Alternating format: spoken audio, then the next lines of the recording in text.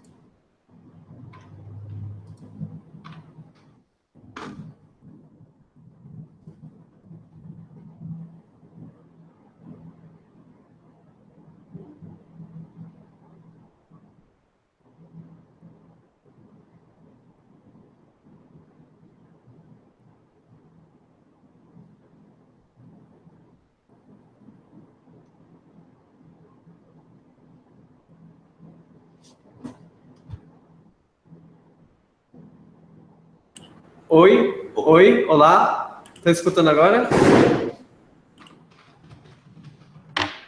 Voltamos? Pronto, voltou. Foi o microfone desconectou por algum motivo. Mas ok. Pode continuar, Isabel. Tá.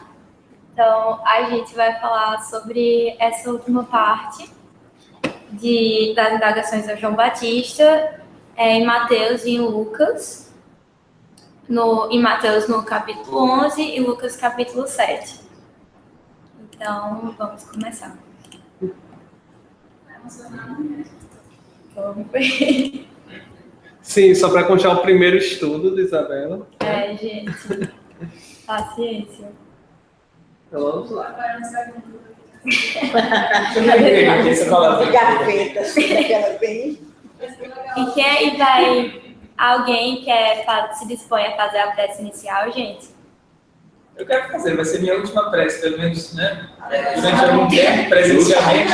Alguém sim. Justo. Vamos lá. Então, nesse clima de fraternidade, de amizade que já nos une, essa vibração tão boa que nos eleva os corações, que nos alimenta a alma, vamos pedir à espiritualidade maior, aos nossos guias e mentores, a Jesus, nosso mestre maior, nosso rabi, para que possamos entrar em sintonia com os planos mais superiores, receber as intuições, receber as vibrações, auxiliar também aqueles espíritos que nos acompanham, desejando estudar, desejando reformar seus interiores e que consigam, através desse estudo, adquirir mais luz e mais esperança para as suas vidas. Que Isabela seja também inspirada, em especial, que nós juntos, como amigos, possamos partilhar de mais esse encontro fraterno que nos traz tanta paz, tanta sabedoria e nos fortalece na caminhada do dia a dia para enfrentarmos as provas, os desafios e superarmos os nossos obstáculos. Que Deus nos abençoe, nos dê a sua paz e que assim seja. Assim seja. Olá, Paulo. Boas noites. Boa noite. Vamos lá. Cadê o menino? Eu não veio o Jefferson. Eu fui naquele bolo aí, fui bem. Estava com vontade de comer. Último NEP presencial. Você fez Essa a volta. você fez a Breve. Breve. Feriadinho não está aqui, não. Plantar as bandeiras lá. Ok. Atenção. Vamos fazer a leitura da perícope. Trouxemos o Evangelho, a passagem do Evangelho de Mateus e de Lucas, tanto na tradução de Haroldo como na Bíblia de Jerusalém. Quem lê aí primeiro? Ismael. Posso ler? Divulgando aqui o pessoal que está ao vivo. Vamos lá, em Mateus, capítulo 11, versículo 16 a 19. Bíblia de Jerusalém.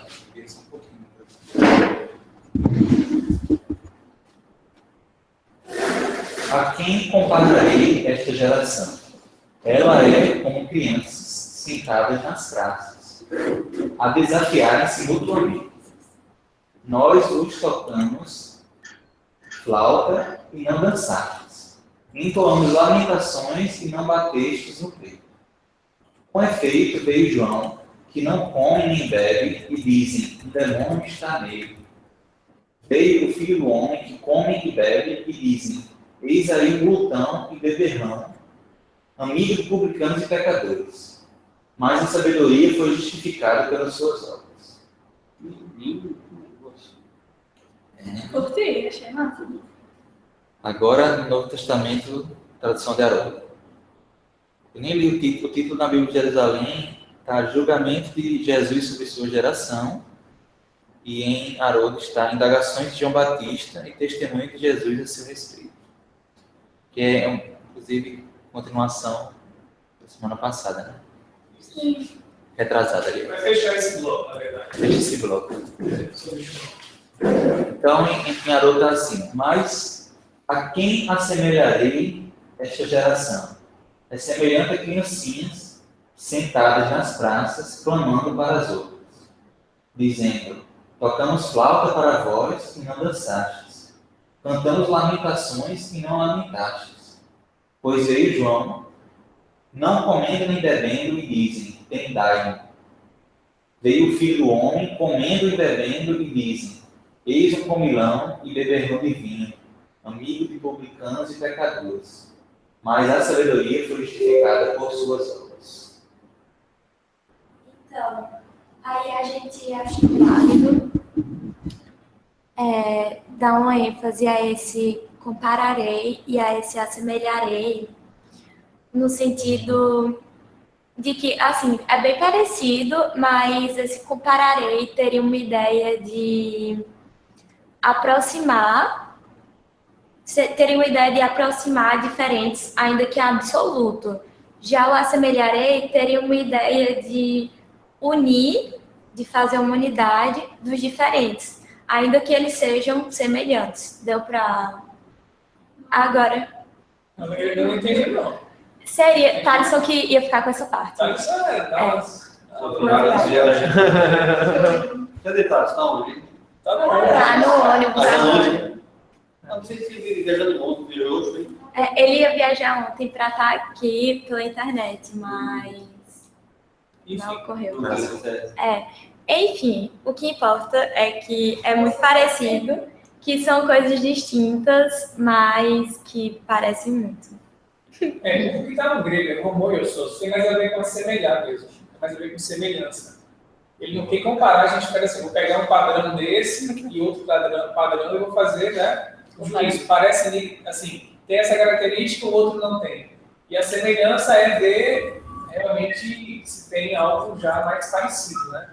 Aquilo que se parece, na verdade. Jesus já vai identificar o que é parecido. Ele não vai ficar dizendo o que é que não parece com comparação. Na comparação você pode ver coisas iguais e coisas diferentes, né? Quando você compara duas coisas. Quando você vai assemelhar, você já vai querer ver o que é igual no outro, o que é parecido, né? Uhum. A comparação, ela parece exigir, né, de certa forma, o que é melhor do que outro. Né? Quando Kardec vai falar daquela questão, vem a mim, né, as criancinhas, deixar vir a mim as criancinhas, para que os discípulos rechaçam e tal, né? E que Jesus teria se zangado naquele momento, deixar vir a mim as criancinhas, e que o reino do céu, o reino de Deus seria para quem se assemelhasse, né, a elas. Aí Kardec vai falar uma coisa, ele diz assim, ele não diz de modo absoluto que pertence às crianças, mas a quem se lhes assemelha. Né? Então, são características, né, da criança lá, que ele vai, então, dizer o que é que ele precisa se apropriar dessa característica. Né? Foi. Teria mais ingenuidade e a inocência, né? Foi? Sim, não, que é a gente da simplicidade, né? Tá podendo, pureza, né? Pureza e tal, que não é própria daquele espírito, mas eu queria dizer quando encarnar. E agora o que é realmente importante, diferente aí das traduções, seria um demônio está nele e tem daimon. Que no contexto, primeiro falar da questão do demônio. É muito importante ressaltar que a primeira vez que foi traduzido como o termo demônio teria sido na tradução da Bíblia para o latim por São Jerônimo, não é isso? Perfeito. Que seria o quê? No século IV. Antes disso, não teria... É no século IV? É um século depois de Jesus, 3, 4, não sei exatamente qual, mas é depois, é por aí. Que teria essa conotação negativa, que é a que eles estão colocando aí, a partir do momento que estão fazendo esse juízo de João Batista. No entanto, sem aprofundar, mas Daimon, Haroldo até coloca nos comentários que teria o sentido literal de Deus pagão, divindade, espírito maligno, gênio, que seriam os mais importantes, e também demônio, que seria vindo com São Jerônimo. E esse daimon é muito importante ter um cuidado, principalmente nessas traduções, porque, exemplo, em banquete de Sócrates, a gente estava refletindo sobre isso, que no banquete de Platão, que está falando de um diálogo de Sócrates, aparece daimon mais no sentido de gênio, de guia... Os direitos usavam assim. Que estaria entre o homem e a divindade. Isso, perfeito. E aqui no grego tem daimon, tem demônio. Aqui está lá. Eles botam o verbo ter, como ela colocou perfeito ali. Então, demônio está nele. Aqui tem daimon. Não, e não só isso aí, mas também qual é... Porque assim, quem lê o sistema de nosso hoje, né, vai dizer assim, que é como se ele fosse dominado por alguém do mal. Uma força do mal. Uma força do mal, né? O demônio está nele. É como se fosse uma obsessão das mais graves, né? Isso. De dominância. Então, o significado ele muda completamente. Então, como é que a gente deveria, aí pegando também o conhecimento espírita, é assim, como a gente deveria interpretar? O que eles estão querendo dizer sobre João Batista? Vamos ver. Na próxima semana. Mas isso é muito verdade. Eu estava vendo, fora a gente tem acesso a várias traduções de Bíblia para o estudo. E, dentre outras, você percebe em várias passagens a mudança que o próprio tradutor quer colocar ali nas palavras. Então, ele vai dando o sentido que ele quer. E a partir do momento... E, Haroldo, o que eu achei muito interessante é que ele coloca realmente, tem daimon, e coloca o sentido ali embaixo. E eu vi em várias outras, e eles sempre colocam, ele está endemoniado, e sempre nesse sentido pejorativo que eles querem colocar. É uma tradução que já vai interpretando, na verdade. Exatamente. Isso o mais longe possível para você interpretar. Né? Totalmente parcial. Uma diferença que eu vejo nessas traduções também, assim, me veio à mente agora, quando você fala um demônio está nele, me parece ser uma ação do demônio ou do espírito em si, influenciando. Já quando se diz tem daimon, é algo, assim, de certa forma, e aí vocês me corrigem porque é algo, uma opinião minha que veio agora, dá uma noção de reciprocidade. De certa forma, ele tem o daimon.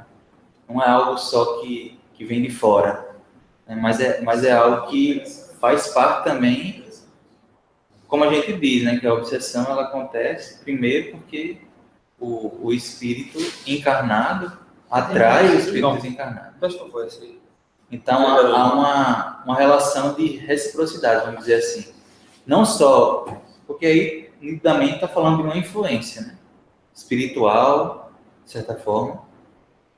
E essa influência espiritual não vem só de fora, mas ela vem de dentro atraindo também. Então, eu acho que o Ten Daimon, de certa forma, leva mais por esse lado do que simplesmente um demônio entrou nele. Ele estava ali passivo, bonzinho, o demônio veio. Como se já carregasse a própria alma dele, o aspecto demoníaco. Né? Isso. Como se fosse bem voluntário. Interessante. Vamos lá. Pode passar. A questão, só a questão que diz ali, né? Jerusalém fala a desafiarem-se mutuamente as pessoas nas praças, né? E Haroldo coloca clamando para as outras. Então, no grego lá, realmente é gritando para as outras, clamando, desafiarem-se mutuamente. Já é uma... Essa coisa de A pessoa briga, né? fica querendo inventar o texto que está aqui, né? Estavam gritando umas com as outras, sabe? Quem foi que leu o primeiro? Foi Ismael. Ismael, então será. Sei lá, Lucas. Lucas capítulo 7, versículo 31 a 35. Mas a quem assemelharei? Indagações de João Batista e testemunho de Jesus a seu respeito. Mas a quem assemelharei os homens desta geração? E a quem são semelhantes? São semelhantes às criancinhas sentadas na praça, que clamam umas para as outras e dizem: tocamos flauta para vós e não dançastes, cantamos lamentações e não chorastes. Pois veio João, não comendo pão, nem bebendo vinho, e dizeis: tendai-no. Veio o Filho do Homem comendo e bebendo, e dizeis: eis um homem comilão e beberrão de vinho, amigo de publicanos e pecadores. Mas a sabedoria foi justificada por todos os seus filhos. É bem similar, né? Só o finalzinho que Fala frutos e lá fala filhos, né? Fala filhos. óbvio. Sobre essa questão de filhos, a gente ainda vai se aprofundar já. E Haroldo também coloca um comentário de que o sentido poderia ser exatamente de frutos, obras, como em Mateus. Porque os filhos são as obras dos pais, né? Faz sentido. E aí o segundo, a tradução da Bíblia de Jerusalém. A quem, pois, compararei os homens desta geração? Com quem se parecem? São como crianças sentadas numa praça a se desafiarem mutuamente. Nós vos tocamos flauta, mas não dançastes. Nós entoamos lamentações, mas não chorastes. Com efeito, veio João Batista, que não come pão, não bebe vinho, e dizeis: o demônio está nele. Veio o Filho do Homem, que come e bebe, e dizeis: eis aí um glutão e beberrão, amigo de publicanos e pecadores. Mas a sabedoria é justificada por todos os seus filhos. Quando fala homens aí, é ser humano, é o antropos. Seres humanos em geral, não é só o homem macho, né? Lucas usa a palavra para ser humano. É o mesmo. Logo no comecinho. Quem assemelharei os homens desta geração? Porque em Mateus, em Mateus, e filho do homem também é filho do ser humano, também é a mesma coisa. Em Mateus ele não bota homens, né, da geração, ele fala só geração. Lucas coloca homens desta geração, mas homens como ser humano no geral. Porque tá um letra maiúsculo ali. São as mesmas diferenças do outro. E a gente vai começar esse da pesquisa, de onde, quando, quem. Eita! Isso é homenagem. Esse é o Johannes. É só para fazer uma rememoração, né, que a gente já tinha visto nos outros estudos sobre João Batista, sendo que a gente escolheu essa imagem de um João Batista mais compassivo, ele tá mais... É aquela imagem dele que ele tá sendo introspectivo, sendo que aí ele tá bem... É a imagem que a gente gostou, pareceu bem meigo dele, sabe? Isso aí é uma pintura bizantina, né? A gente consegue perceber pelos traços e tal. E é bem característico dessa época, a gente tem muitas pinturas que associam a, por exemplo, o desapego total de coisas materiais, né? Então, tipo, os personagens eram muito esqueléticos, sabe? Expressam uma certa tristeza, uma certa questão. Aquele aspecto ascético, né? De renúncia e tal. Tem algum significado desse gesto? Na yoga tem, né? Cada símbolo. No cristianismo, eu confesso que eu não sei. Mas na yoga tem sim. Generation. fazer? Geração. Usado principalmente. Seguindo. Na Septuaginta, versão dos 70. Usado principalmente na Septuaginta para traduzir o termo hebraico do. E tal como o mesmo, inclui em seus significados muitos do mesmo alcance da palavra portuguesa geração. É usado a respeito do povo que vive numa determinada época qualquer. E, por extensão, a respeito do próprio tempo. Também é evidentemente empregado para designar os componentes de uma genealogia. Douglas. Aí também tem Bíblia do Peregrino, que ele diz: depois do que precede, a geração não ficaria definida pela cronologia, mas com a atitude no que tem de típico. A parábola generaliza seu alcance, embora não sejamos capazes de reconstruir exatamente o jogo. Crianças que, convidadas a brinquedos diversos, replicam com o clássico "não vou brincar". Seres caprichosos, a quem nada satisfaz e buscam pretextos para justificar sua reserva. Interessante. Tá bem. Porque geração, quando a gente pensa, é assim, só é a descendência de algum grupo familiar, né? E já a Bíblia do Peregrino fala geração como sendo a atitude de um agrupamento. Mas não só a questão genética, de você ser filho de alguém, mas você parecer com o outro psicologicamente. É um comportamento psicológico padrão. Jesus está dizendo, vocês têm um comportamento psicológico de crianças. Não satisfazem com nada, nem com uma coisa, nem com outra. Nem com o João vocês satisfizeram, nem comigo. Parece criancinha, mimosa e birrenta. Né? É isso que ele está dizendo. É um conceito de geração que a gente, de certa forma, também tem, né? Tem. A geração da década de 70, a geração da década de 90, né? Nesse sentido. Essa geração era daquela época. Da época de Jesus. Tem assim. Aí, na verdade, só que aí no caso, eu acho que Jesus, ele usa de uma forma mais abrangente geração, no contexto mesmo de nível evolutivo, né, espiritual. Né? A gente fala da década de 70, 80, né, porque aí temos questões particulares, né, de cada década dessa, de música e tal. Mas acho que aí, inclusive, Brasil, que por Jesus a gente alcança a maioridade. Né? Não fala isso. A gente alcança a maioridade por Jesus e a maturidade, no caso, com o Espírito e tal. Né? Muito bom.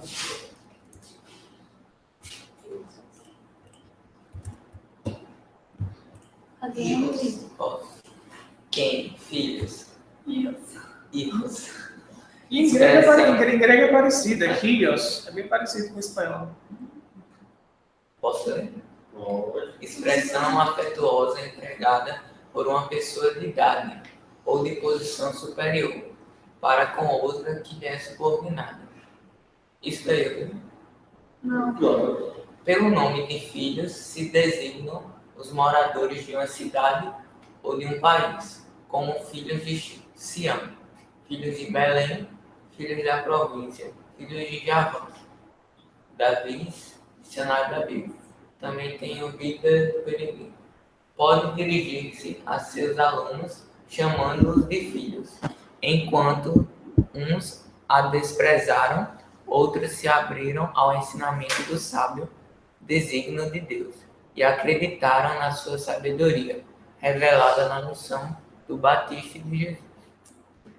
Seria até aquilo que João tinha falado, que os filhos seriam obra dos pais, né? Então, seriam seus frutos, sua obra. Agora, no caso, filhos aí, está colocado que o filho do homem Não, seriam filhos do final de Lucas, que sua sabedoria é provada por todos os seus filhos. No sentido de frutos, obras mesmo. E na verdade, Lucas tem termo, que é filho ou criança, na verdade. Ele é mais como criança. Quando ele fala filho do homem, ele usa como espanhol, né? O Hios, o antropo. Aí tem mais a ver com filho de de ser assim, a descendência. Aqui, filho dá mais como criança, até que não ele usa muito como criança também, mas enfim. E a gente tem também, é muito similar, na verdade, no momento que a gente pega as palavras, né, porque você pode falar, quem são filhos de pais às vezes. Isso. Né? Então, eu sou fruto, né, da cultura, né, da forma de viver daquela cidade. De certa forma, você tem também, é o filho daquela geração. Né?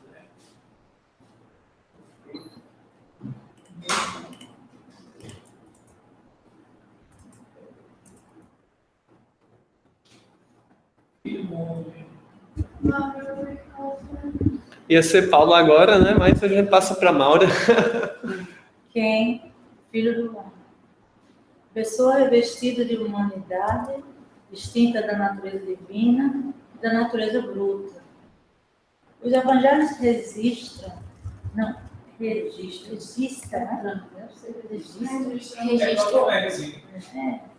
Essa frase, designando a pessoa de Jesus, 78 vezes.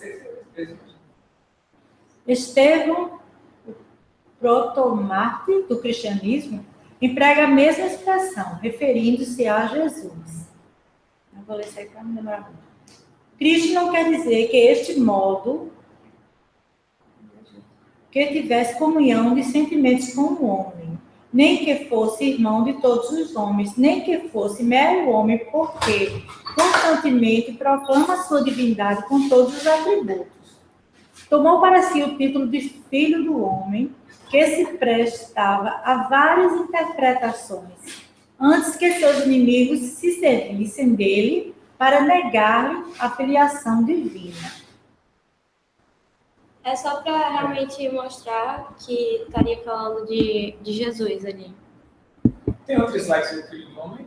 Só tem não, a gente só trouxe. Porque a gente lembra de uma visão que acho que Daniel que teve, né? Ele viu um ser espiritual, divino, e chamou de Filho do Homem. A gente viu isso, citou isso uma vez aqui. Foi, já teve um estudo. Teve um estudo sobre isso, essa visão de Daniel. Então, Jesus, quando diz Filho do Homem, ele também pode estar fazendo referência para a tradição judaica, a essa visão de Daniel, que ele seria esse ser celestial que Daniel viu, o profeta Daniel viu, um ser divino, né?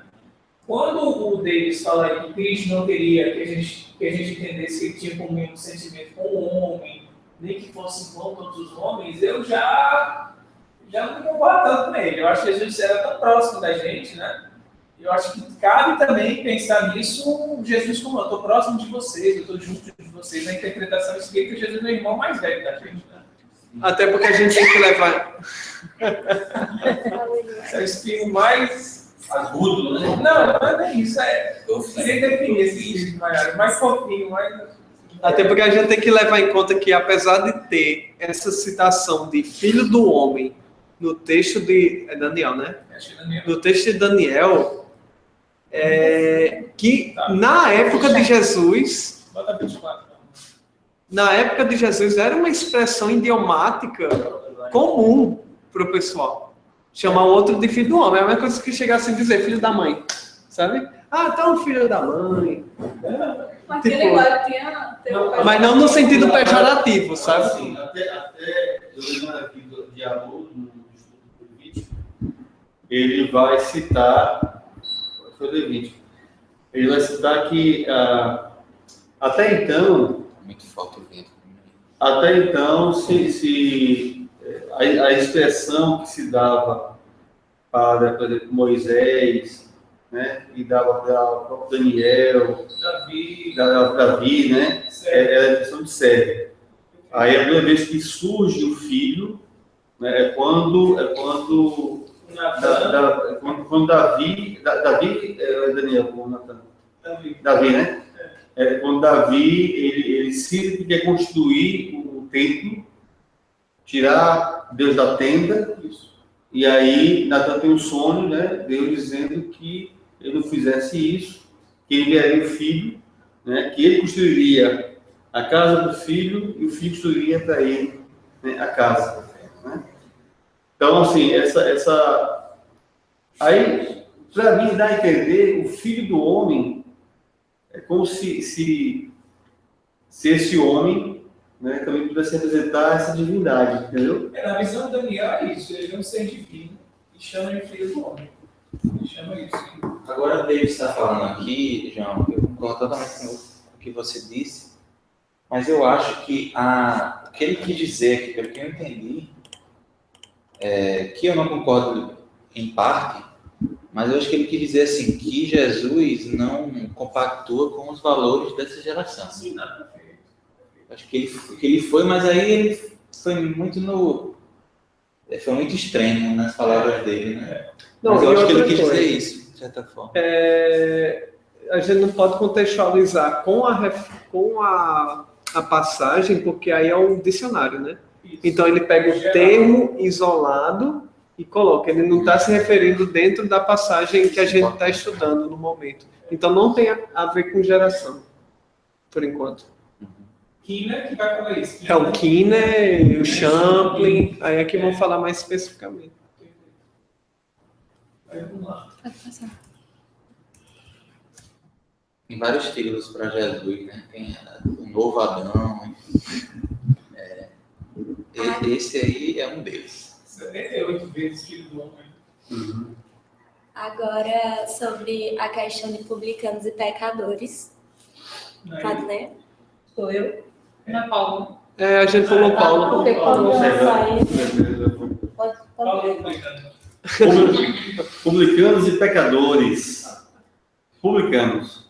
Eram chamados na antiga Roma os cavalheiros arrendatários das taxas públicas, incumbidos da cobrança dos impostos e das rendas de toda espécie, quer em Roma mesma, quer nas outras partes do império. Os riscos a que estavam sujeitos faziam que os olhos se fechassem para as riquezas que muitas vezes adquiriam e que, da parte de alguns, eram fruto de exações e de lucros escandalosos. O nome de publicano se estendeu mais tarde a todos os que superintendiam os dinheiros públicos e aos agentes subalternos. De toda a dominação romana, o imposto foi o que os judeus mais dificilmente aceitaram e o que mais irritação causou entre eles. Daí nasceram várias revoltas, fazendo-se do caso uma questão religiosa por ser considerada contrária à lei. Constituiu-se mesmo um partido poderoso, a cuja frente se pôs um certo de Judá, apelidado o Gaonita, tendo por princípio o não pagamento do imposto. Os judeus, pois, abominavam o imposto e, como consequência, todos os que eram encarregados de arrecadá-lo, donde a aversão que votavam aos publicanos de todas as categorias, entre os quais podiam encontrar-se pessoas muito estimáveis, mas que, em virtude das suas funções, eram desprezadas, assim como os que com elas mantinham relações, os quais se viam atingidos pela mesma reprovação. Os judeus de destaque consideravam um comprometimento ter com eles intimidade. Isso é do Rogério? Da introdução do Evangelho a gente encontrou. Olha, Uma Agora- classificação. agora eu vou entrar um pouquinho na passagem mesmo, que vai começar mesmo nos comentários, mas é importante. Só para complementar também, quem que estiver assistindo, né, e quiser saber mais sobre publicanos, procurar nos estudos passados o chamamento de Mateus, né? O chamado de Mateus. Então, nesse estudo a gente vê especificamente, né, sobre o que é um publicano e tal, e aí é realmente o estudo no qual a gente se aprofunda nesse assunto. Operação Guerra Mas vamos seguir em frente, que o foco não é publicano, né? O foco do estudo aqui é outro. Vamos lá. A gente achou... Pode voltar, calma. Voltar? É. Eu pulei um slide, foi? Não, é aí, porque a gente deixou marcada essa questão de pecadores publicanos. Não é o foco da passagem, mas para interpretar até nos comentários, a gente achou bem válido.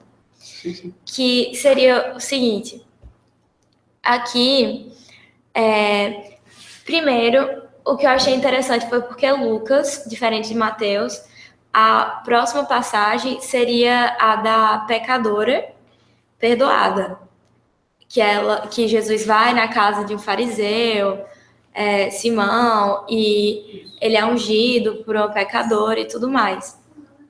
E é bem interessante, porque aí eles exatamente acusam Jesus de ser um comilão e beberrão, amigo de publicanos e pecadores, quando deixa aí uma mostra da grande importância dele, sabe? Porque tem um aspecto nessa outra passagem de que quanto mais ele desculpa, maior a gratidão. E você vê a diferença de tratamento do fariseu, que se assemelha às crianças, que é o que a gente vai se aprofundar nos comentários, que o comportamento infantil seria predominantemente dos fariseus, dos que acreditam realmente serem os corretos, que já têm a salvação, e que mais se afastam de um comportamento humilde, que são movidos mais pelo orgulho. A gente vê isso até num comentário de Schutter. E já os publicanos e pecadores, eles teriam vai até mostrar em Lucas também, mas em outra passagem, uma parábola do fariseu e do publicano, que ele vai exatamente mostrar que o publicano está mais perto de Jesus, está mais perto de aceitar a imagem de Jesus, exatamente por esse comportamento humilde, de arrependimento. E por isso que os fariseus têm esse comportamento que se assemelha tanto a uma criança, porque eles se acham tão detentores da verdade, tão preferem se afastar de qualquer comportamento que vá de encontro à sua autoridade, que eles preferem negar João Batista, alegando algo, e também Jesus. Isso a gente vai se aprofundar nos comentários, é a parte que eu acho mais interessante. É interessante como essa questão é contrária àquela outra passagem, deixe pequenininhas criancinhas, né? O sentido de criança é bem diferente, né? É oposto. Ela estava pensando isso. Exatamente, porque a criança mimada... Não é infância espiritual, não. Muito bom. Tem que ver até o tempo. Eu tenho criança aqui, é o pai, não, né? Que ela não bota criancinha, tem que ver como é que vai ser o tempo que é usado lá, se dá para fazer algum tipo de diferença, mais difícil. É porque nessa passagem seria mais aquela imagem de criança birrenta. Aquela criança que fica, não quero nada. Por quê? Porque eu não quero. Porque simplesmente é isso aí. Enquanto aqui Paulo está falando, é exatamente daquela criança que tem um propósito, né? Já entrando na questão do espiritismo, que seria que a gente vem com essa inocência, mesmo nós em espírito não sendo, né, tendo uma bagagem exatamente para sermos amados, e enfim, para todo esse contexto de encarnação. Vai ser sentido completamente diferente. Sou eu agora, né? Flauta, instrumento músico usado em Babilônia. A palavra em aramaico é mashorquita, assobio, gaita. Havia flautas com 2 ou mais tubos. Segundo os 70, era semelhante às flautas de Pan, formada de vários tubos unidos em séries, uns aos outros, diminuindo gradualmente em tamanho. A flauta ou gaita, em grego, aulos, era tocada em ocasião de morte, ou em festas de regozijo. Instrumento outra definição de flauta. Instrumento de sopro, chamado de hebreu halif, que quer dizer instrumento furado, e em grego aulos. Havia-os em várias formas. A flauta simples consistia de um tubo ou de uma cana, assoprada verticalmente por meio de um bocal na extremidade superior. Olha, essa parte quem colocou foi Thalisson, mas o que eu posso dizer é que teria esse sentido de que tocamos flauta e não dançastes. Eu interpretei de uma maneira, tem uma figura feliz, tem até, eu li em algum lugar, que em um desses comentários, que seria algo até como casamento, um festejo, algo feliz. E você poderia até fazer uma ligação com o comportamento de Jesus, que ele já vem como uma figura mais o quê? Brando, mais feliz, mais liberado. Já quando vem falar, tocamos lamentos e não lamentastes, não chorastes, poderíamos até fazer uma relação com enterros, com músicas de enterro. Seriam dois extremos, casamento e enterro, que basicamente você poderia colocar como Jesus e João, porque Jesus tem essa imagem super aberta e João já seria introspectivo, austero e tudo mais. Ele vai fazer toda essa ligação na passagem. Quem foi que ficou com o estudo da Tálita? Levanta. Da menina que é ressuscitada. Que aí Jesus vai curar. Jesus vai curar a filha do chão. Foi Maiara. Não, eu fiquei com a sogra de Pedro. Velho. Talita com. Tinha um pessoal Porque festejando. tinha um pessoal festejando lá. Que era justamente a morte da menina. A gente viu que no ato. Isso. Que a gente viu que no ato do velório existe também uma festa de despedida, né? Daquela pessoa. A gente viu que eram 7 dias. Isso. Inclusive, são contratados as mulheres para ficarem chorando. Hoje fui eu. Fui eu que fiquei com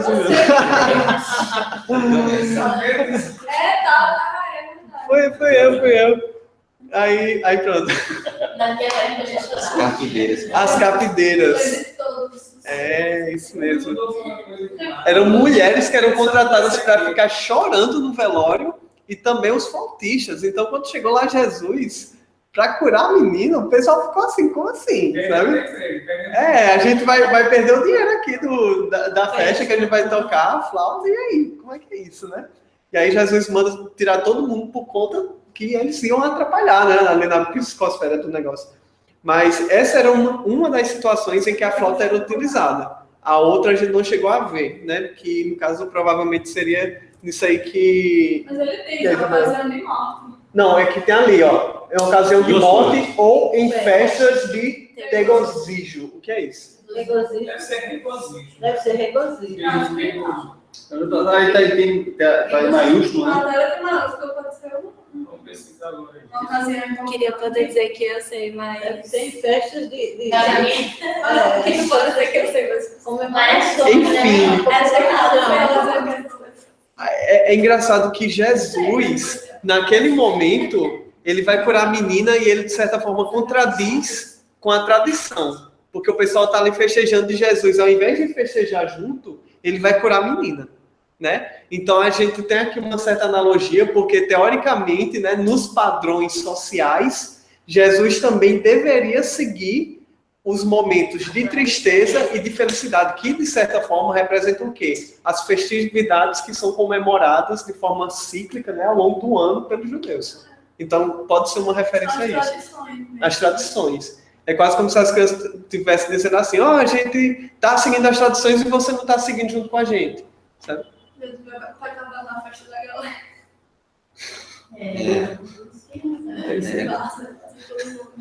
Muito bom, eu acho que o paralelo é muito válido.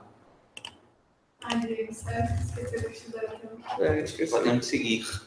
É bem Não, claro. João. A internet aqui não está pegando o meu. Não tô conectando, não. Ali, só volta ali. Ali é Apocalipse, né? 18, 22. Mas assim, 21. Nisto, um anjo forte levantou uma pedra do tamanho de uma grande mó e atirou-a ao mar, dizendo: com a mesma força será tirada da Babilônia, a grande cidade, e nunca mais será encontrada. 22. E o som de arpistas e músicos, de flautistas e tocadores de trombeta, em ti nunca mais se ouvirá, e nenhum artista de arte alguma em ti jamais se encontrará, e a cantilena do moinho em ti nunca mais se ouvirá. Eu acho que é regozijo mesmo. Regozijar é você felicitar. É porque no Google não tem mais, não tem no Google. Tem. Vamos lá. E a imagem das flautas, faltou a imagem das flautas, mas vai aí eu junto. Eu comprei, tá? Pessoal, Vamos lá. a gente está com problemas para copiar aqui o link É do só vídeo. colocar no YouTube desculpas. Pronto. Então, medir 110. Tem a Quando foto? tá medindo desculpas, né? Tá medindo Acho que desculpas. aparece. Tá Mas eu medindo acho que é desculpas. 116. Qualquer coisa que eu tô mandando aqui. Certo. Inclusive eu tenho que procurar aqui também. Tá medindo desculpas. Eu amo esse Esse vídeo. aqui, né? Não 115. vou dar aqui mais não. Você Tá, tem hein? Ótimo. Pessoal, encontrei o link. É o 115, isso mesmo. Pronto, todo mundo encontrou e já estava copiando. Ok. Então a gente vai cortar aqui o áudio para a gente assistir, ok? E daqui a pouco a gente retorna.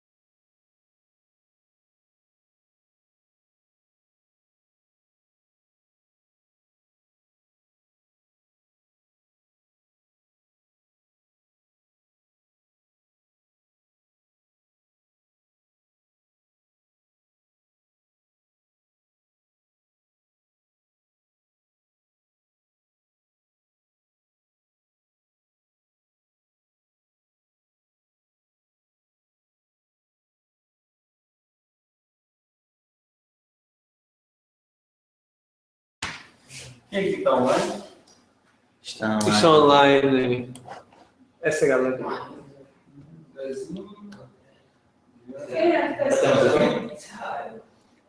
Eu já liguei um. Todo mundo Aqui é Larissa. Larissa. Marisa, Regina, Larissa Israel está contra a luz, a gente tá vendo e nada. André. Ok. Então, André deve ter sido o primeiro a terminar, né? É sério? Ele assiste acelerado. Bem, Vamos lá. eu achei sensacional. Incrível. André, eu vi 2 vezes, pois a primeira eu viajei. Caramba. Gente, quando eu li, eu gostei tanto que eu escrevi uma coisa que Thales só vai assistir, ele vai morrer de rir, mas enfim. Como a gente estava estudando comentário judaico e vários tipos de comentários, aí quando eu assisti isso, eu criei o comentário euzinha. Aí eu escrevi só pra, assim, só pra fechar, assim, esse vídeo dele. As pessoas sempre buscam desculpas e justificativas para suas ações, para que não saiam da zona de conforto que lhes é tão cômoda. Assim, tal qual crianças que não têm argumentos racionais e teimam no erro por pura imaturidade, os fariseus preferem esconder seus vícios materialistas e suas falhas morais atrás das negações e acusações contra João e Jesus. Afinal, aceitando João como profeta, também estariam aceitando como correto para entrar no reino dos céus seu estilo de vida regrado, recluso e austero, sem excessos e vícios. Assim como aceitando Jesus como seu Messias, aceitariam sua abnegação, perdão, desapego, fraternidade universal, amor abnegado e tudo mais. E não vemos isso hoje em dia também? Também muitas vezes não nos assemelhamos a criancinhas, preferindo nos apegarmos ao comodismo e ao que nos é mais fácil, nos prendendo voluntariamente ao véu da ilusão. Afinal, quando se vive no erro, a verdade dói. E quando se está imerso na ignorância, o conhecimento, pouco a pouco, nos destrói em nossa miudez, aumentando muito nossa responsabilidade de agir.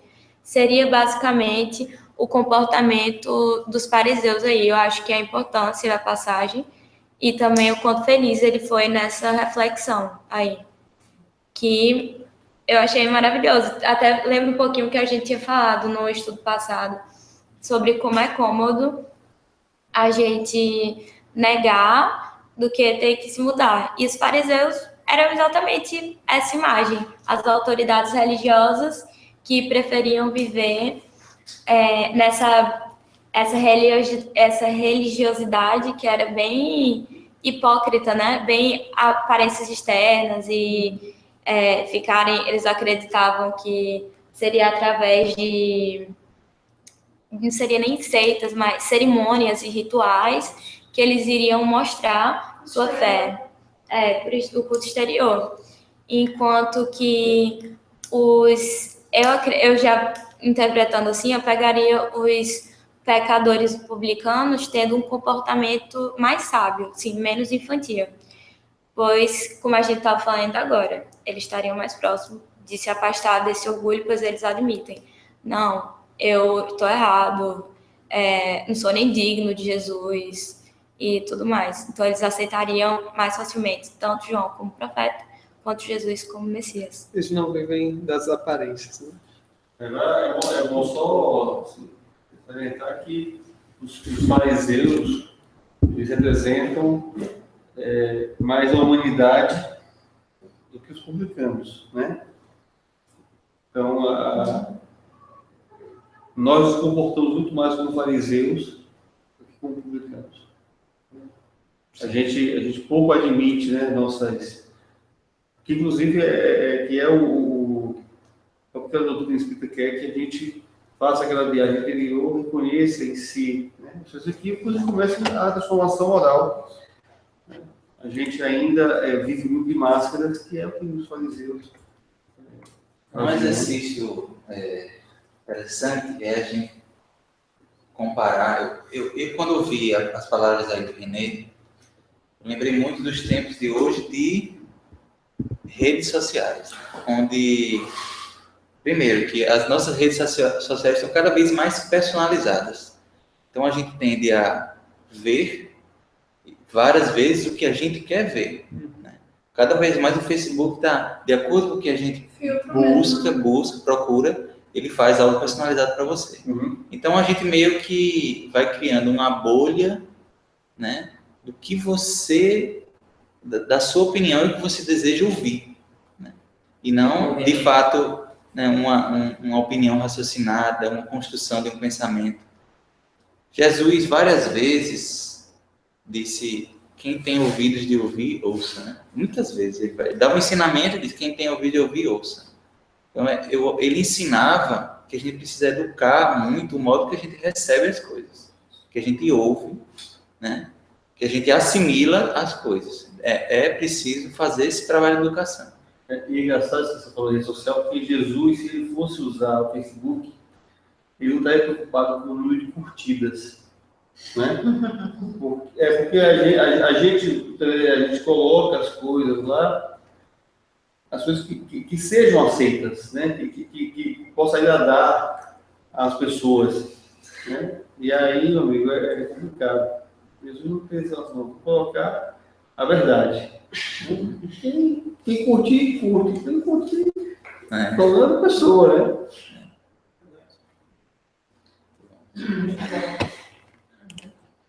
Desculpas.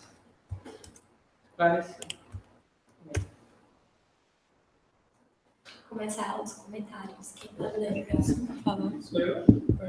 Olha, eu estou sem voz, talvez não encontrei. É que já não consigo, né? Acho que não vai dar. Vamos lá, Mateus 11, 16, 19, comentário da Bíblia do Peregrino. Em lugar de parábola, cita um fragmento de brincadeira infantil, no qual reconhecemos o caprichoso, então não vou brincar. Suas duas metades se repartem entre João, o penitente austero, e Jesus, o liberado feliz. Entre os ouvintes, há os que não querem brincar, nem com este, Jesus, nem com aquele, e criticam tudo como crianças caprichosas. Mas a sabedoria e a sensatez de Jesus e de Deus vai demonstrar seu acerto nos resultados. As obras, os filhos, igual a discípulos, segundo alguns manuscritos harmonizados talvez com Lucas. E livros sapienciais. Sabedoria personificada encarece suas obras. Interessante, né? Então não vou brincar, não pode ser nem brincar. O dono da bola. Livro de Jerusalém.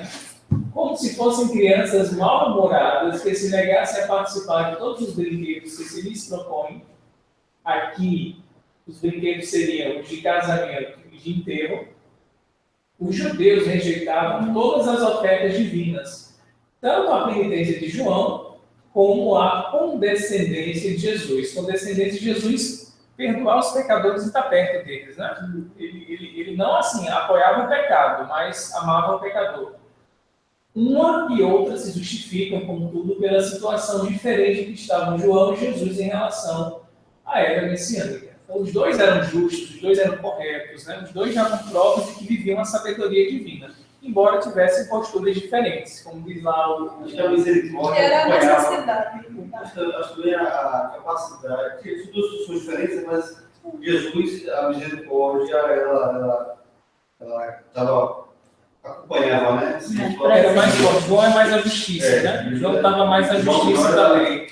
Ser correto. A justiça da lei. Que é a justiça que prepara a vida da misericórdia. Lei de justiça, amor e caridade, né? Se você não consegue ser justo primeiro, você não vai conseguir ser misericordioso. Porque você vai ser, às vezes, nessa condescendência até conivente com o erro. Jesus não era. Vai, não peques mais, né? Para ser misericordioso de verdade, você tem que ter sido justo primeiro. Interessante. Né? E Maria vai com as outras. Isso. E era o comportamento de massa daquele período, né? Violência coletiva. Uma coisa que eu achei legal é o fato de que, apesar de ser um comportamento infantil, como ele fala, a gente percebe ainda que isso faz parte do nosso dia a dia, mesmo entre adultos. Esse não vou brincar aí é o argumento mais infantil possível. Você está numa situação... Quantas vezes a gente já se viu numa situação ou já vi uma pessoa numa situação desagradável dizer, né? Não, então não vou, não faço parte disso, não. Se não for do meu jeito, não vai. Não, porque vira das espíritas. Movimento espírita. As dissidências, se não for o que eu quero, né? Na própria febre, enfim, Porto Alegre vai ver essa. Se não for do jeito que eu quero, do jeito que é para ser, do jeito que eu penso, então aí para fora, né? Não participa. O espiritismo na moda da casa, como se diz, não como Kardec preconizou, como Jesus preconizou. Nosso objetivo do NEP aqui, até a gente, essa parte da juventude, futuros líderes trabalhadores, é a gente tentar absorver ao máximo do que o René falou, de ouvir a lição, para a gente não colocar os nossos interesses no movimento espírita. Porque o nosso objetivo é transformar o movimento no mais fiel possível à doutrina, porque a doutrina em si está perfeita, né? Mas o que a gente faz da doutrina no movimento, muitas vezes você tem um hiato muito grande. Né? Não há uma fidelidade na nossa prática enquanto espírita com a doutrina. E a gente só vai conseguir fechar esse ato conhecendo bem e se abrindo para conhecer, reconhecendo que a gente está errando e querendo mudar. É um desafio muito grande. Aquela mensagem lá do capítulo da última hora, que fala assim, seja que conseguiu calar a sua vaidade, né? Para com o trabalho e não investe, né? Colocar o obstáculo porque a sua vontade quer que prevalência. Sério. O céu não é perto. No chat, internet, alguém na internet? Será que tem? Sim. Tu já leu? Liga agora. Pronto, leu agora, né? Andrezeto, você pode ler para nós? Podemos. Tocamos-vos flauta e não dançastes. Cantamos lamentações e não pranteastes. Jesus descreve a perversidade do povo, descrevendo crianças a brincar. Primeiramente, algumas dramatizam a cena do acompanhamento de um casamento, como um cortejo em que os acompanhantes deveriam dançar e cantar alegremente. Mas outras permanecem carrancudas. As crianças em seguida se adaptam a isso, transformando o cortejo em um funeral, como se fora um sepultamento. Mas, novamente, não conseguem adaptar-se à reação dos outros, acompanhando os lamentos e a tristeza, como era comum nos sepultamentos efetuados no Oriente. Os outros simplesmente resolvem não cooperar e não pretendem agradar. Assim também, quer Jesus falasse, quer João, não havia reação positiva da parte dos judeus, mas apenas uma crítica negativa. Alguns intérpretes opinam que ambos os grupos de crianças se referem aos judeus, e que a ilustração é que a nação, em geral, agiu como crianças em seus folguedos, um grupo desejando uma coisa e outro desejando outra, mas ambos os grupos insatisfeitos. Massa. A geração... Toda a nação seria a geração que retratou, e exatamente um grupo desejando uma coisa e outra, e outro desejando outra, ambos os grupos insatisfeitos. É exatamente essa imagem, que eram extremos opostos. E não agradava-lhe nenhum. A gente pode fazer uma comparação com o risco de ser bastante generalista, mas com o judaísmo que continuou após a vinda de Jesus e o que, infelizmente, se tornou o cristianismo na época, né, da Idade Média, né, como a gente viu tanto a suntuosidade do cristianismo nas construções, na verdade, as instituições religiosas que comandavam aquele período, distorceram de maneira completa na direção justamente do luxo, de toda a aparência externa, em detrimento da transformação. E o judaísmo, de certa forma, rejeitando isso e sendo mais austero no outro extremo. Óbvio que, como eu disse no início, é uma comparação muito generalista, mas são esses dois extremos. Como a gente viu até reunião passada, João estava ainda muito ligado a esses valores da justiça e do judaísmo mais de raiz, vamos dizer assim, né? Era Nutella. E Jesus já trazia essa noção da misericórdia e de uma Torá e de um Deus generoso, de uma mensagem mais generosa. Não que já não houvesse essa semente no judaísmo aqui, mas ele desenvolveu, né? Jesus separa, né, os dois, né? O que é a lei divina, dos homens? Então, acredito que são esses dois extremos dessa geração, né? Que ele vai falar aqui, o Chan. Não sei se vocês concordam. Mais um comentário? O que Jesus e João têm em comum são, nenhum dos dois é hipócritas. Os dois são altamente autênticos, tanto João na parte da austeridade, denunciar Herodes, né, que tinha um casamento ilícito e tal, por isso pegar a cabeça. E Jesus também era altamente autêntico e transparente quando falava da compaixão, de ficar junto dos pecadores e tudo mais. E os demais eram hipócritas todos. Então é aquela dicotomia. De um lado você tem a autenticidade extrema em Jesus e em João, embora com perspectivas diferentes, um de justiça e outro mais de misericórdia, e de outro lado uma nação inteira interessada nos próprios quereres, né? Incoerente. Exatamente. Né?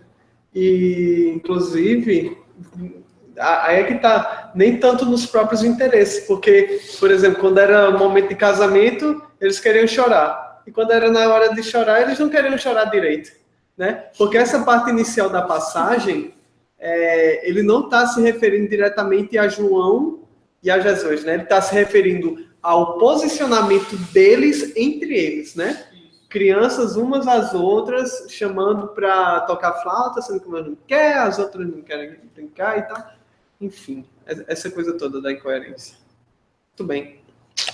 Gostei. Ele fala assim, crianças assentadas nas praças, as quais gritando umas para as outras diziam, tocando os flautas, e uma criancinha dizendo, olha, eu queria jogar amarelinha, você não quis. A outra diz, eu queria brincar de esconde, você não quis também. São as duas crianças brigando entre elas, uma gritando com a outra, né? É isso. Vai ter mais comentários sobre a mesma passagem, né? É verdade. É uma continuação. Isso. Vamos lá, Giana. Você pode ler?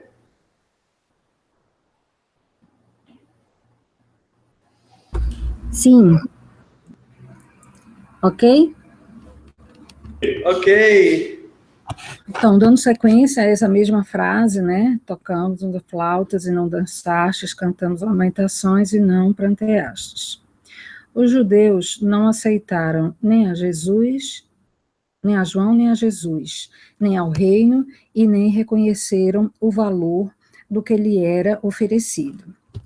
Há diversas outras interpretações que são modificações das duas aqui apresentadas. Assim sendo, pode haver dúvida quanto à forma exata da ilustração, mas a lição aqui ensinada por Jesus é perfeitamente clara, que era a perversidade, a estupidez e a infantilidade daquela geração. Da religião fazia uma brincadeira, ainda que com ar de seriedade. Representavam um ato com sinceridade, mas detestavam aos que realmente eram sinceros.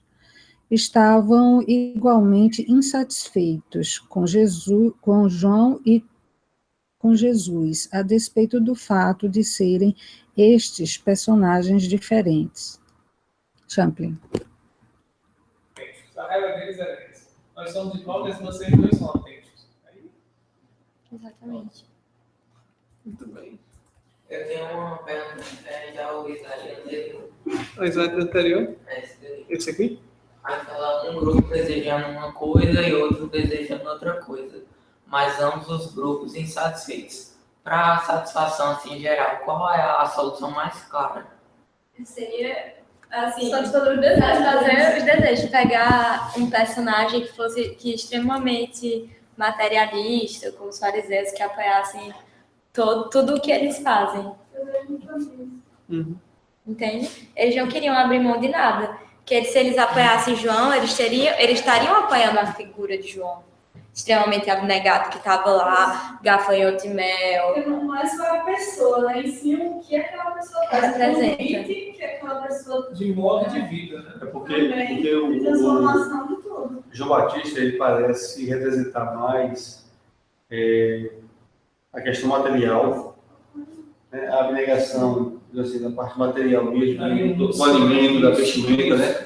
O despojamento dos bens materiais. E Jesus representa a parte espiritual, né? Assim, a elevação espiritual, esse despojar do julgamento, né? Da acusação.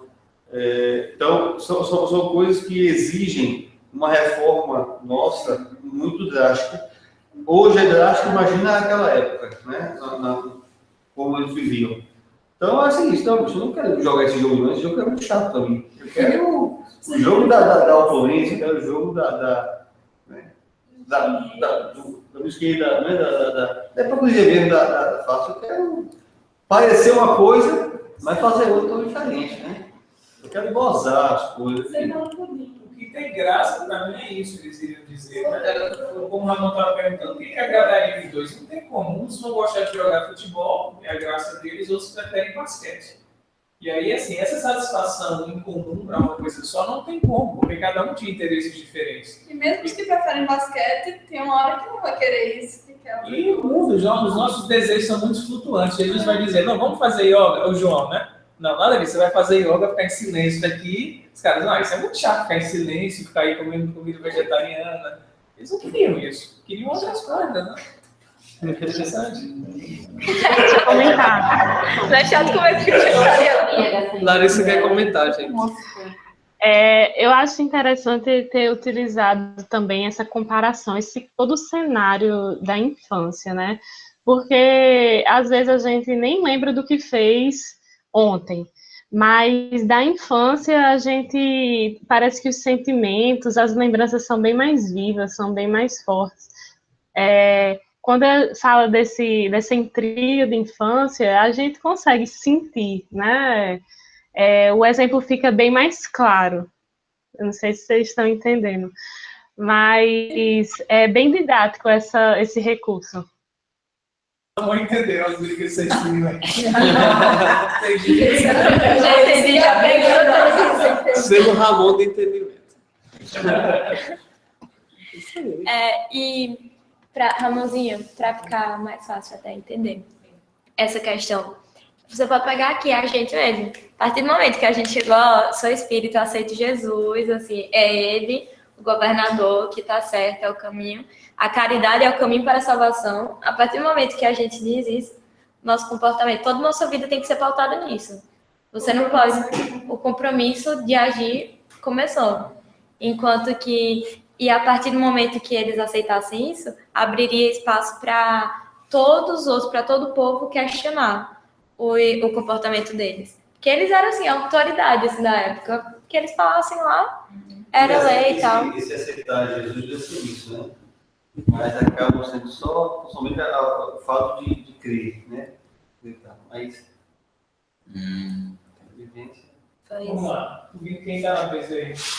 Então, na vez agora é Larissa. Então, pode já abrir aí o microfone. É Larissa ou Marisa?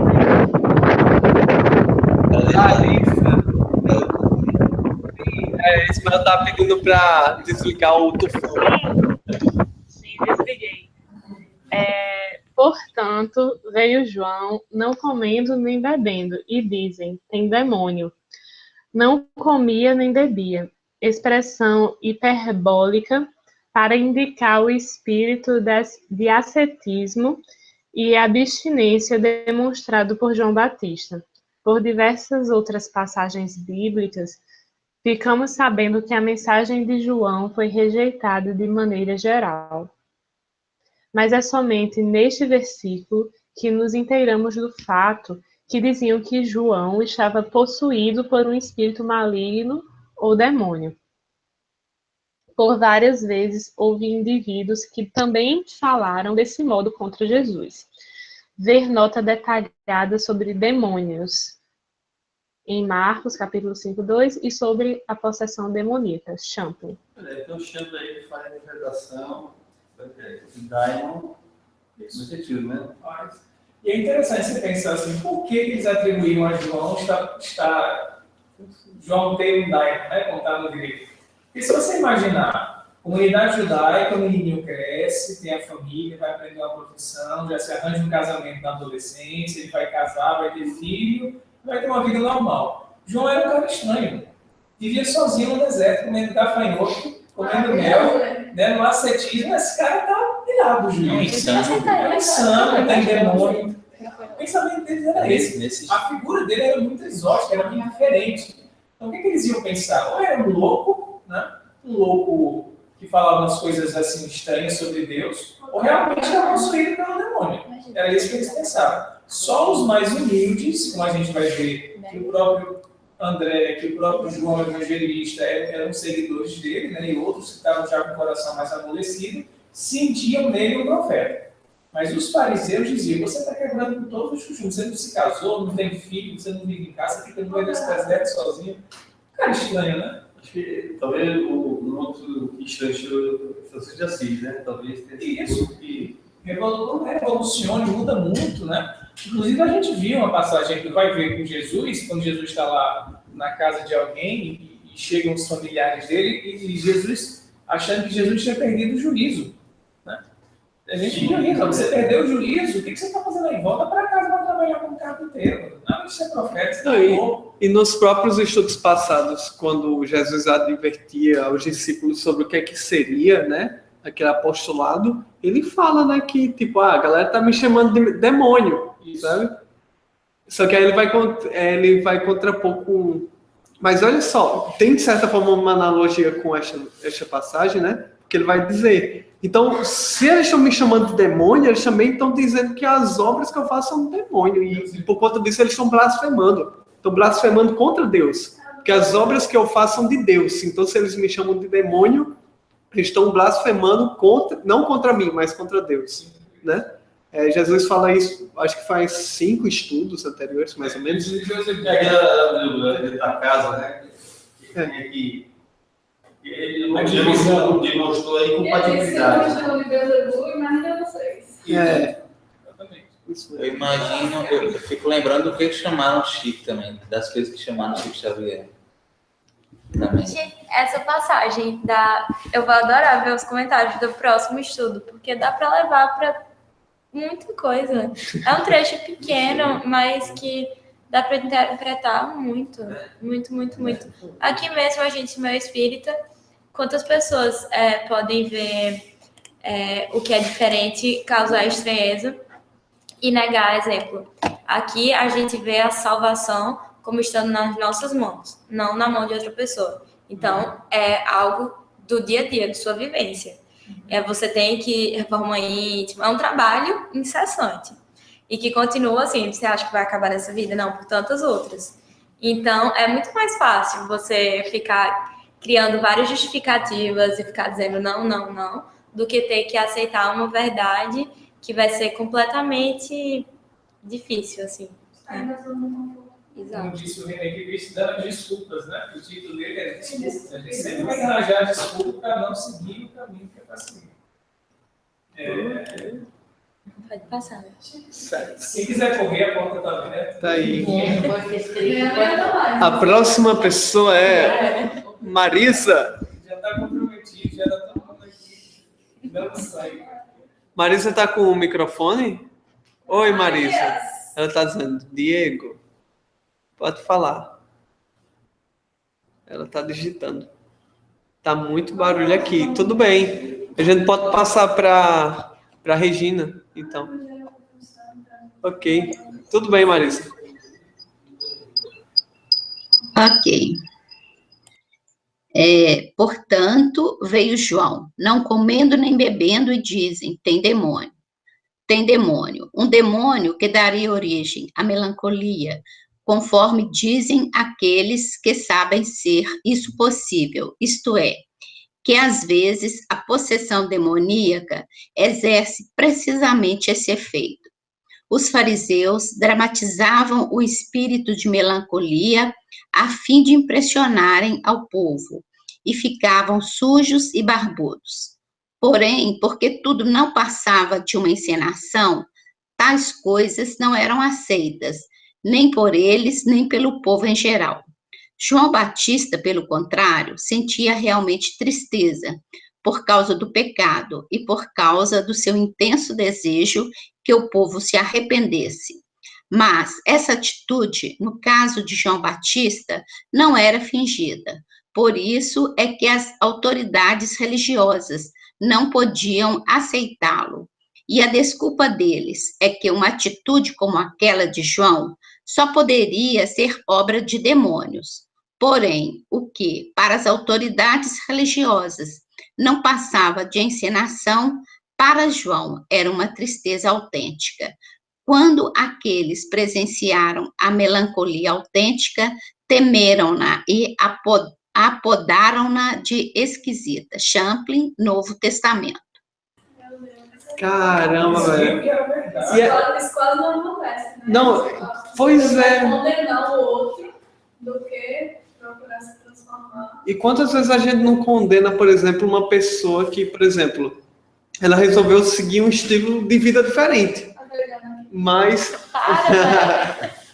que, por exemplo, é coerente com aquilo que ela acredita. E muitas vezes a gente fica criticando aquela pessoa, não, aquilo é um louco, como é que a pessoa vai viver daquela maneira, sendo que, na verdade, aquilo é o que é coerente para a forma de vida dela. E muitas vezes a gente, na nossa incoerência, a gente não vive da maneira como a gente queria. E só mais uma coisa, essa questão da melancolia, justamente ele faz uma referência a... Eu não estou lembrado qual é o nome da festa ou do momento do ano especificamente, mas é aquele que, inclusive, acontece junto com o jejum.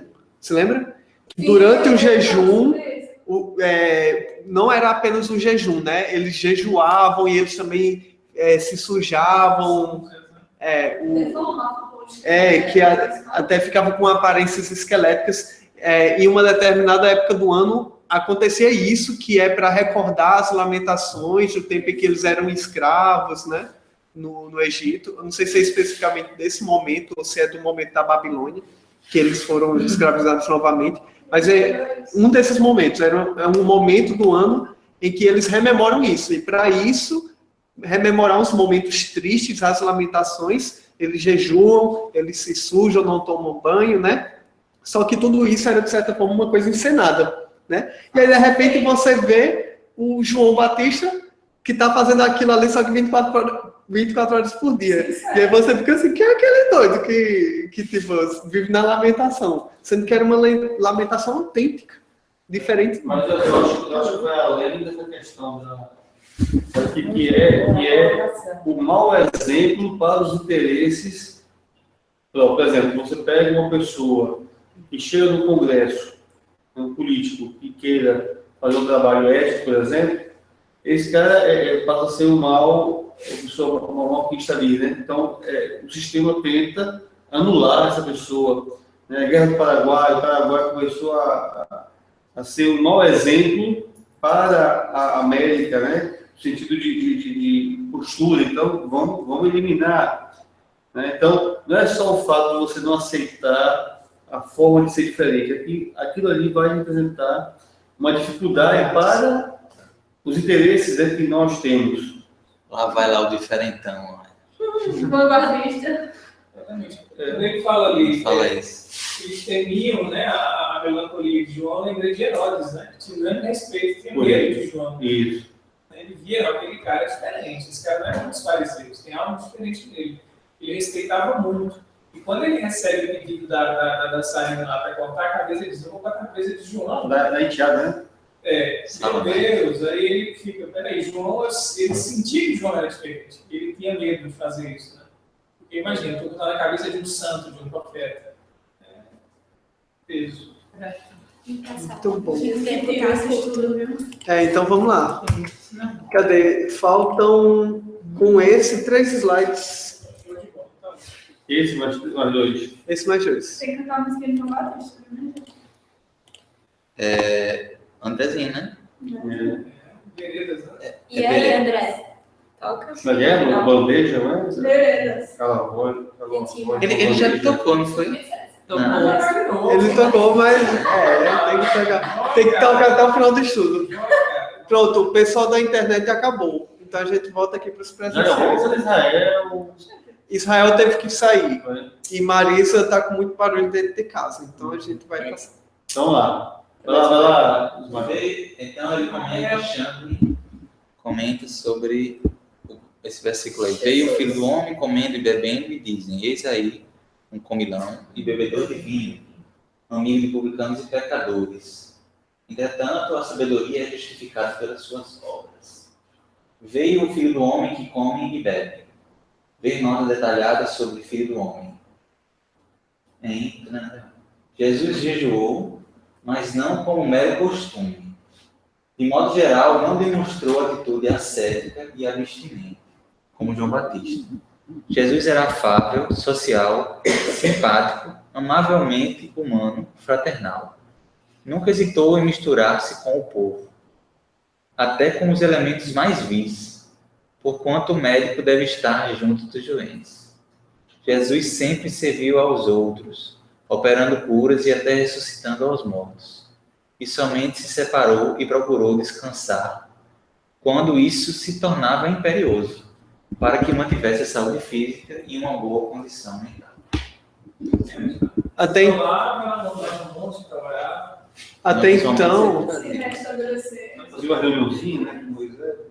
a gente já viu pelo menos...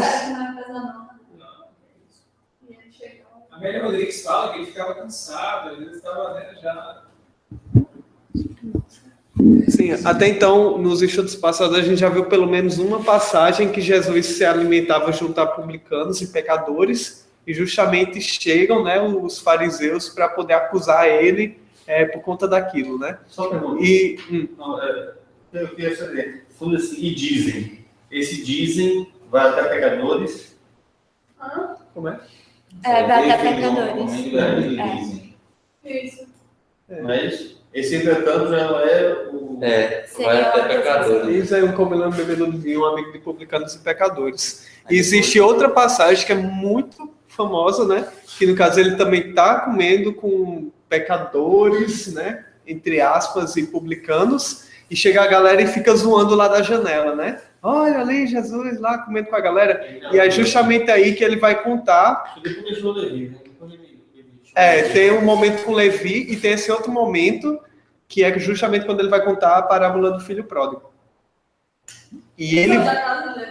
Não, é em outro momento. Em outro momento que ele também está comendo junto com publicanos e pecadores.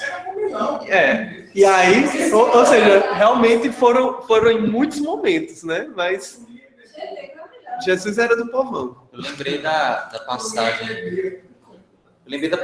Eu acho que é do capítulo de Boa Nova, que alguns discípulos perguntam a Jesus, por que você transformou água em vinho? Isso não é uma forma de incentivar a bebedeira, a festança? Você fala aqui o livro Boa Nova. Sim, tá. O livro Boa Nova traz... Eu me lembrei dessa passagem. Ele transforma, né? Ele transforma Pedro em água, essa questão. É Pedro, né? É justamente Pedro. Foi, Diana falou que foi Pedro. E aí ele responde... Conhece a alegria de servir a um amigo? Marisa responde. Essa alegria de servir a um amigo, quer dizer, resgatando esse ideal, esse comportamento de Jesus de fraternidade. A gente, às vezes, é muito preocupado em ser cerimonialista demais, moralista demais em alguns aspectos, e se distancia das pessoas, né? Não, aqueles ali não, aquela galera tudo já não presta não, né? Ver a sutileza aí, eu lembrei de Sócrates falando da bebida, que diziam que Sócrates bebia vinho e nunca ficava embriagado, nunca perdia o autocontrole. Porque há uma sutileza nesse sentido. A gente, como está em processo de purificação, se a gente começar a se expor a esses banquetes, pela nossa fraqueza, é mais natural que a gente entre na onda deles do que a gente vá ser médio como Jesus. Jesus não tinha esse temor, ele tinha um autodomínio sobre ele total. Então ele podia entrar em qualquer lugar, ficar influenciado por várias prostitutas, por vários pecadores e ele não ia pecar de jeito nenhum. A gente está no processo, se a gente se expuser em algumas situações, a gente fica com medo, às vezes, de se eu for lá, vai que eu caio na vibração deles, né? Tem essa sutileza. Sócrates não. Sócrates ia, bebia, participava dos banquetes, filosofava e não ficava bêbado. É o autocontrole. A gente não está nesse nível. Então a gente tem que ter assim, vai se misturar com todo mundo? Sim, para você ser amigo, não julgar ninguém. Mas isso não quer dizer que a gente vai para todas as festas, para todas as baladas, porque a gente não está no nível de manter.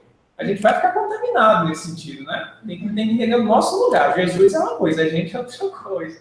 Então, assim, quem vai para uma balada, eu não vou dizer que esse cara é um pecador, não vou falar com ele, não vou dar bom dia, não é isso. Mas também não vou para a balada junto com ele, porque eu não quero estar naquela vibração. É a diferença da água pura da luz. Sim. Né? Que a água pura é o contato da impureza do caminho. Isso. Né? A luz não. Não, a luz passa o lodo, passa o pano do sol e continua a sua pureza. Jesus era isso, né? Era isso. A gente, às vezes, é essa linha.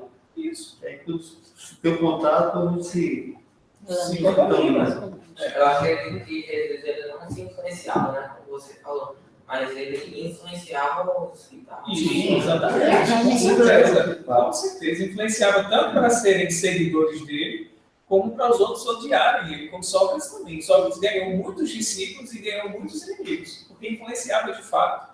Eu lembrei daquela cena do filme Chico Xavier, que Chico entra num prostíbulo e de repente tá todo mundo orando.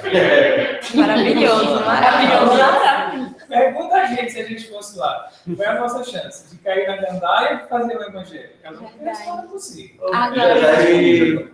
Pessoal, já são 9h05, né? Mas tá bom, mas então, estamos com 2 slides, né? E aí a gente pode ler mais rapidinho para poder finalizar, né?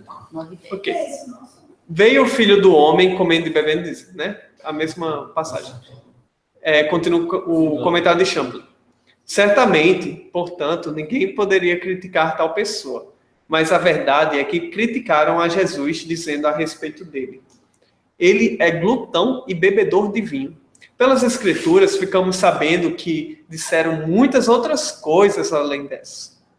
Que um demônio era um louco, falava contra Moisés, desobedecia a lei, não observava o sábado, proferia blasfêmia, traía ao governo, etc. Disseram igualmente que Jesus era amigo de publicanos e pecadores. E com isso, queriam dizer que não somente se misturava com eles, mas também tinha o mesmo caráter pecaminoso deles. Quer dizer que você é amigo de alguém, que você partilha dos mesmos elementos. Né? Sobretudo se for aquele amigo Filos, né? Que a gente já viu no passado. É o Filos mesmo. É o Filos? Pronto. Filos cai, ele fala... dos cobradores de impostos e dos pecadores, Filos, que a gente justamente viu, né?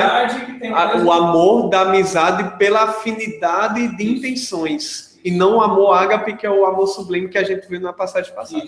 Olha só aí. Estudo avançando. A expressão... Vamos, pessoal. A expressão pode ter um significado muito mau, indicando até uma perversão homossexual. Não, tem uma passagem boa nova, né? Achando boa nova, que Jesus conversando com a samaritana, já diziam, está conversando com a samaritana sozinho, já está achando que Jesus estava tendo alguma coisa com a samaritana. Tem isso boa nova. Eles ficam julgando Jesus, uma mulher conversando com um homem sozinho, né? Falavam muito dele. Até hoje, um dos nomes geralmente dado a Cristo é o de amigo dos pecadores. Mas agora revestido de bom sentido, pois indica simpatia e misericórdia para com a humanidade. E, de fato, Jesus Cristo é assim. Cara, deixa eu ver espírito. Né? Acho que a gente pode passar para o próximo slide. Essa perversão sexual é que não vou discutir isso aqui agora. Sim. Né? No Brasil está se revisando lá também. Sim. Eu estou deitado agora. Como é, André? Estou me revirando todinho aqui na rede que eu estou deitado. Tá. Vamos para frente que... Anota isso aí, André, vai pesquisar. Anota aí. Beleza. é continuação do mesmo comentário de Champlin. E aí, para encerrar, Isabela pode finalizar e já trazer as considerações finais do estudo. Tá. Para falar o discurso final? Epa. Veio o filho do homem comendo e bebendo e dizem... continuação. Então, mas a sabedoria é justificada por suas obras. No lugar da palavra obras... Esses manuscritos, filhos... manuscritos gregos, né? Isso aí dizem filhos. Está lá escrito grego lá, filhos. Pronto, todos eram filhos. As traduções também dizem filhos. As outras traduções dizem obras ou resultados, ações, etc. O pai Jerônimo também cita o texto dessa maneira. Esta última variante, a palavra obras, é original em Mateus. Assim sendo, temos a sabedoria é justificada, vindicada, permanece ou cai, por suas ações, resultados. O termo filhos é tomado de empréstimo do trecho paralelo em Lucas, onde o texto é correto.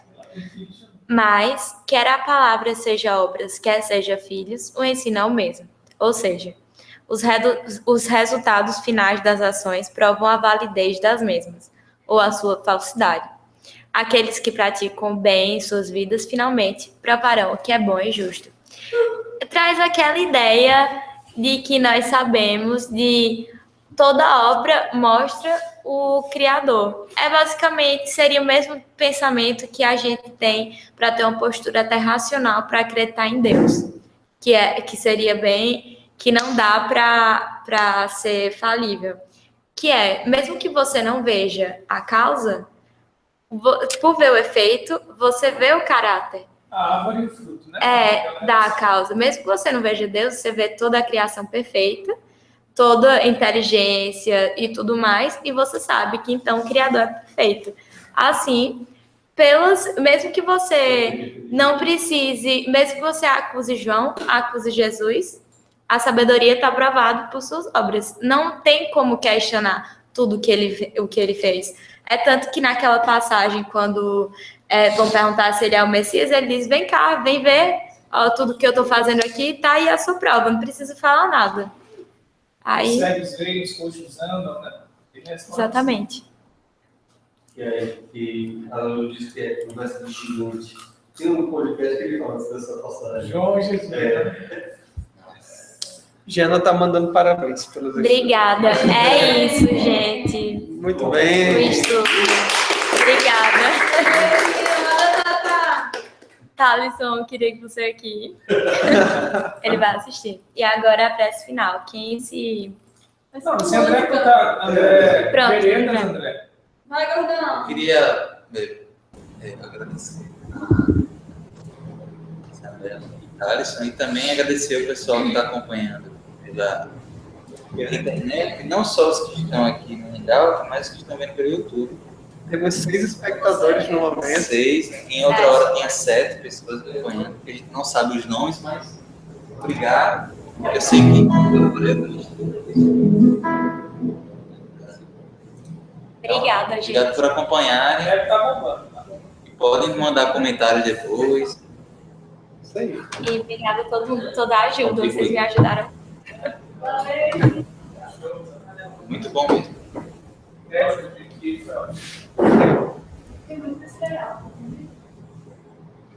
Ok, André.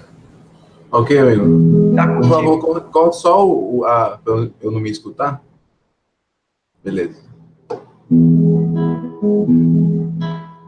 Elias no Carmelo, na defesa do Torá, ateia fogo às toras, condenando os adoradores de Baal. Eis João Batista, na aurora do Evangelho, clama a todo o povo o arrependimento dos homens, pois já vem o Messias.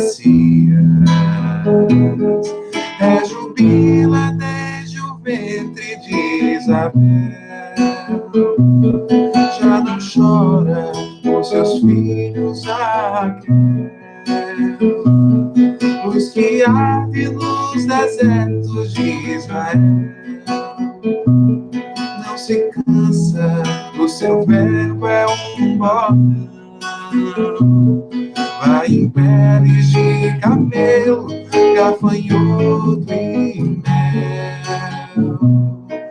Voz que calaram na bandeja, cai da estronda no Jordão. Sob a pena de talhão, a reparação. Bênção divina, pedagogia da reencarnação.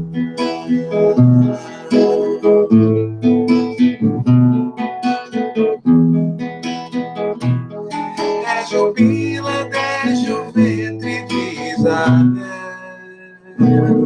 Já não chora os seus filhos Raquel. Luz que arde nos desertos de Israel. Não se cansa, o seu verbo é um bordão. Vai em peles de camelo, gafanhoto e mel. Voz que calaram na bandeja, ainda estronda no Jordão. Sob a pena de talhão, a reparação. Bênção divina, pedagogia da reencarnação.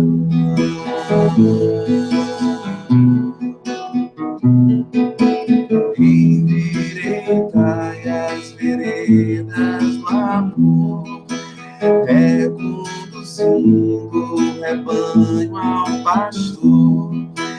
Água e fogo na evolução, na geração da regeneração.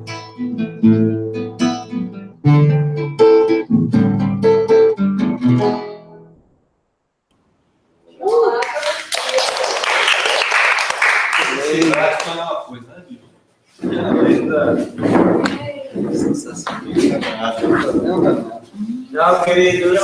Boa semana para todos. Minhas breves palavras de despedida temporária. Olá. Próxima terça, Despedida. em Bananeiras. Presença física. Presença física, mas pelo Hangout.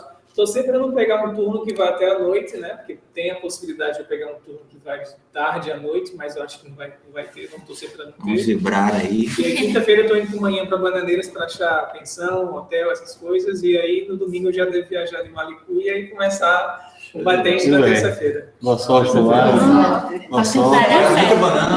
Mas, pessoal. Ah, é?